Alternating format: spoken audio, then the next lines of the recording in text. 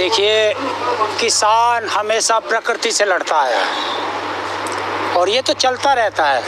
आंधी, बारिश, सर्दी, गर्मी, तूफान, उससे जो लड़ के आगे, जीत के आगे जाता है उसे किसान कहते हैं। वो लड़ता है इन मौसम के सभी मार से भी लड़ता है और अब तो इस सरकार से भी लड़ रहा है।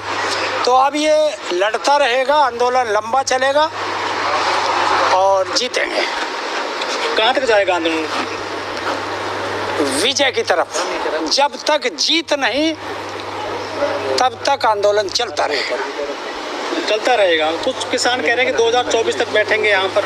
हाँ, बिल्कुल। ये तो राकेश टिकैत जी ने भी कह दिया कि 2024 मई जून है शायद, तब तक। अच्छा, मतलब सरकार को हटाने आए हैं? सरकार को नहीं हटाने आए, हम आए अपने अधिकारों के लिए। और जब हमारे अधिकार नहीं मिलेंगे तो क्या करेंगे? उस तानाशाह को फिर हटाना भी पड़ेगा। तानाशाह कहते हैं आप मोदी जी को, प्रधानमंत्री हैं, देश के मजबूत प्रधानमंत्री बताए जाते हैं। वो तानाशाह, वो तो लोकतंत्र में वोट के बाद में मिले हैं। देखिए, लोकतंत्र में वोट देके हमने बनाया था। वो लोकतंत्र को खत्म कर रहे हैं इस देश से और स्वयं एक तानाशाह बनना चाह रहे हैं। लेकिन ये देश की जनता है। हाँ भाई, 2024 तक तो तुझे बना के रखा है, उतने तू क्यों तानाशाही कर सकता है, कर ले। लेकिन 2024 में जो चुनाव आएगा, जनता फिर चुनती है। बहुत लंबा टाइम है, 3 साल है लगभग। जब तक तो किसान बर्बाद हो जाएगा। और अगर बर्बाद तो जब भी है,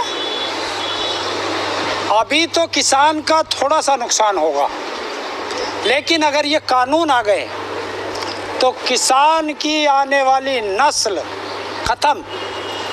किसान शब्द हिंदुस्तान से खत्म, ये सब हो जाएगा। तो हमें वो भी बचाना है। और जो गरीब लोग हैं वो कैसे खाएंगे? अभी आपने देखा होगा इस महामारी में जितना भी वो था, क्या बोलते हैं उसे, दल्ला टाइप, वो सारे बाहर आ गए थे।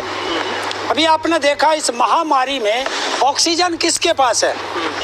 बड़े बड़े उद्योगपतियों के पास है ऑक्सीजन के प्लांट। आपके पास तो है नहीं, किसी किसान के पास तो है नहीं, किसी मजदूर के पास तो है नहीं। अब 200 रुपये का सिलेंडर इस महामारी में 50-50 हज़ार रुपये का खरीदा है। तो इसी तरीके से जब ये अनाज, किसान की उगाई फसल उद्योगपतियों के गोदामों में चली जाएगी तो फिर ये आपको किस रेट में, गरीब जनता को, आम नागरिक को किस रेट में मिलेगी, आप सोच करके देखो। आप ऑक्सीजन की बात कर रहे हैं, लेकिन मोदी सरकार ने गरीबों को, जो बीपीएल कार्ड धारक हैं, उनके लिए आयुष्मान योजना लेकर आए हैं। वो फ्री इलाज होता है 5 लाख रुपए तक का। उसमें आप इसे, जो अभी महामारी का ये चला है, मुझे एक हॉस्पिटल हिंदुस्तान का बताइए जिसने उस आयुष्मान कार्ड के आधार पर किसी एक व्यक्ति का इलाज किया हो इस कोरोना महामारी में, बताइए। अरे लोग बाग नोट लिए फिर रहे थे, तब हॉस्पिटलों ने उन्हें भर्ती नहीं किया। तो आयुष्मान कार्ड को तो पूछ कौन रहा था? इतनी सारी योजनाएं लॉन्च की हैं, उसका फायदा नहीं मिल रहा है देशवासियों को। देखिए, योजनाएं हमारे हिंदुस्तान में बहुत बनती हैं, वो सिर्फ कागजों में होती हैं। आप पिछले साल कोरोना आया था, इस भारत सरकार ने और एक हमारे यहाँ वो है फाइनेंस मिनिस्टर महिला सीतारमन जी, उन्होंने 5 दिन तक 20 लाख करोड़ का पैकेज देने के लिए 5 दिन तक टीवी पे आकर रामायण पढ़ी थी। रोज रामायण पढ़ती थी 1-1.5 घंटा। उस 20 लाख करोड़ रुपए में से हिंदुस्तान का एक नागरिक बताओ जिसको उसमें से 1 रुपया मिला हो। वो पैसा गया कहाँ? बताओ कहाँ गया? दवाई आई है कोरोना की, पीएम केयर फंड कहाँ गया? आज खुलासा करता हूँ दोस्तों, आपने देखा होगा मोदी का सूट बिका था नीलामी में, 10 लाख वाला, याद कर लो। किसने खरीदा था? एक गुजराती भाई ने खरीदा था।